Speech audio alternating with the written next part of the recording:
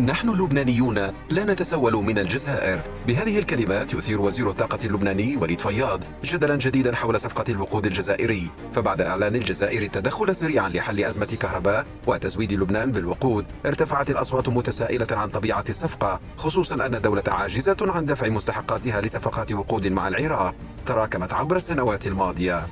خليكي ما تقولي ابدا انه نحن عم نشحت، نحن عم ندين العالم كرامه، نحن عم نعطي العالم كرامه. يعني اليوم الجزائر وقف معنا مش بالغلط، وقف معنا لانه نحن حلف مع الجزائر، نحن حلف الحريه، نحن حلف عدم القبول بالاسكلافاجيزم.